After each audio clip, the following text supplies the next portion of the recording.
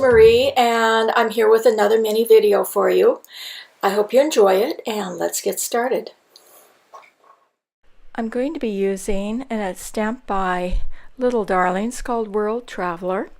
I'll be doing a skin tone, a variation of the one we had earlier, only I will be having an emphasis on highlights.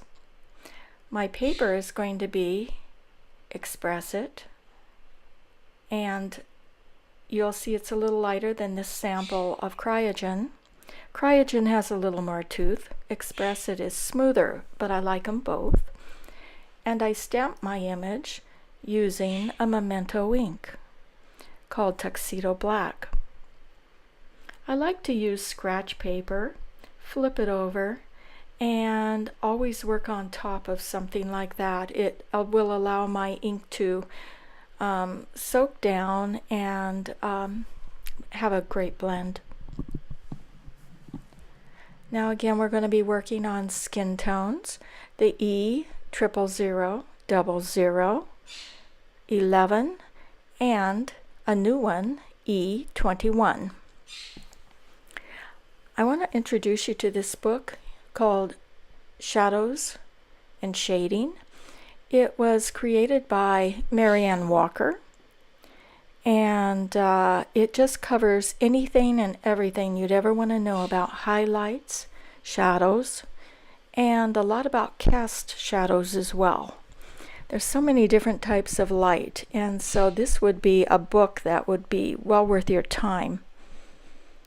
It comes with 4 different highlight grids, and each one will have a little bit of a different type of a light source for you to be able to use as a guide.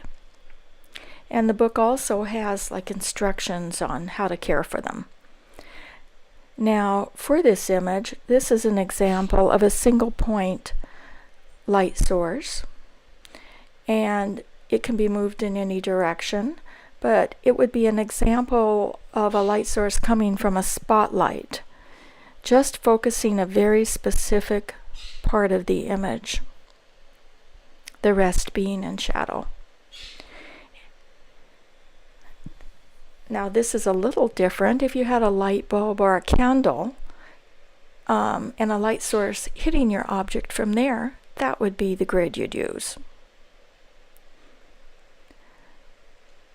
As you would look at this, you can move it any place you want, but say if you had a street lamp up there, you would see the areas that would be hitting the image first and cast having the most highlight. That's where your light source would be, and the area toward the back or where the light ends would be your area of shadow. And your linear guide would be your most common. This is the one we usually have more of a tendency to use. It would be a light source coming from like the sunlight. You can move it in any direction depending upon where that light source is coming from. And you can see where it first hits your focal image. That will be light. Where it kind of moves toward the end, where the lines leave the image, will be your shadow, your greatest amount. The bulk of your coloring will be your midtones that you'll find in the center. Now the great thing about these is that you can take markers, alcohol-based markers, dry erase, or overhead markers, and you can mark out in one set of colors. I'm going to just use a yellow here, which may not pick up well, but you can mark where it hits your highlight, and then you could take a different color if you chose to where the lights leave the image, and color that in a different color and use it as a guide. You could stamp it on a piece of scratch paper and keep it next to you as you're coloring, and it would make a great guide for you to allow you to follow along as you're coloring.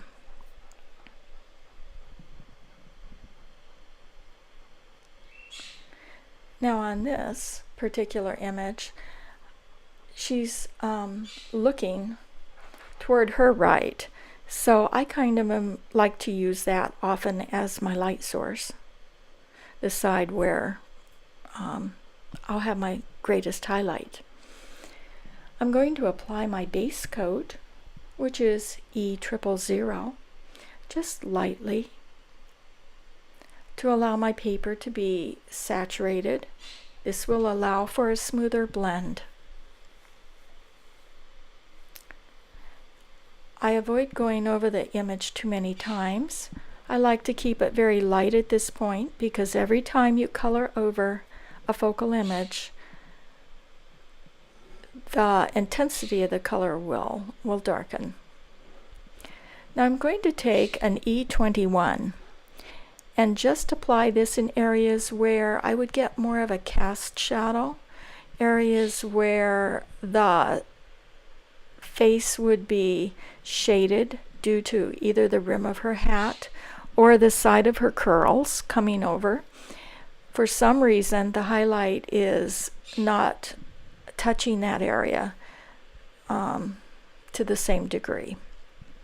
And so I'm just putting coloring that in, and I use it sparingly because you can always darken your image. It's so much easier to darken than to try to fix it if you have darkened your image too much in the beginning. That you'll notice that the E21 has more gray tone than my E11. They both will be in the shadow area, but the grayness will add a little more of a cast shadow. I'm going to be going on top of my E21 with my E11. And then Suzanne Dean had a little trick she called a sandwich. And I love this technique that she shared with us. And you can put a basic color, such as your E21, apply an E11, and then apply your E21 on top of that. You build a sandwich, and you'll get a very nice shadow with that. I use that technique frequently with different colors. I will often have in the center of my sandwich a C or a W, but making a sandwich will allow for a high intensity shadow. In this case, I'm using it as a cast shadow, the E21, but it's working well with my E11. Now I'm blending out with my E00, using a flicking method with the wrist, putting it down at the end of my color and flicking toward the center. And now we will blend out in that same manner with our base coat, which was E000. I'm not going into my highlight area at this point because I still want to keep that really super light. I'll eventually get to covering it, but for right now I don't want to go over the center area too much because I will lose some of the highlights. Now I'm going to go back and redarken and rework my image. The more you take your time and go over with multiple layers, the better your blends will be, the more contrast you will have between your highlights and your shadow. It will give it a more striking image. So again, we're laying down the E11, applying a little E21 on top of that in the cast areas.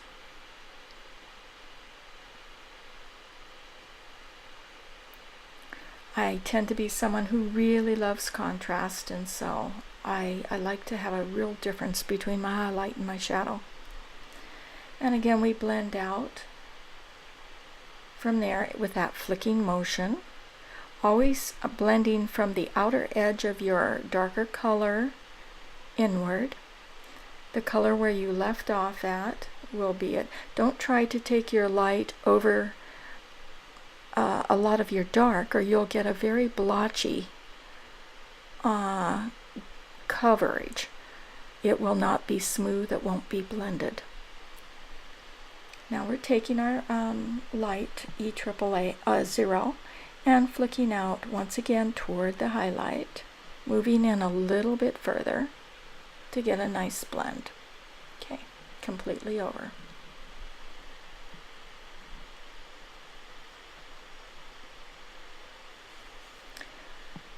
It may not show well on the video, but I am using small flicking motions with the wrist, like a little check mark, applying the nib and flicking a little bit inward.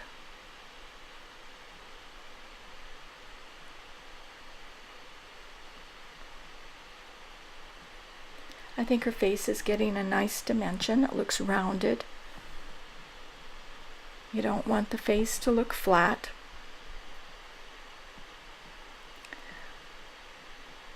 I'm just blending a little bit to try to remove any sharp lines.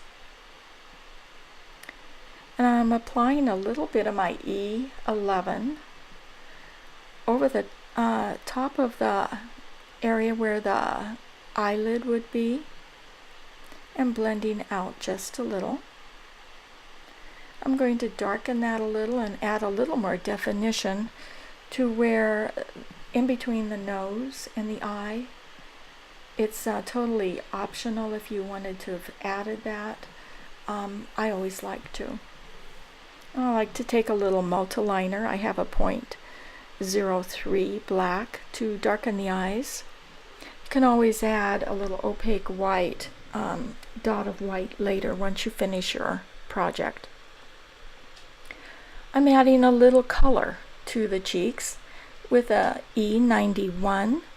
You'll notice this gives a more subtle rosy color to the cheek than the R20.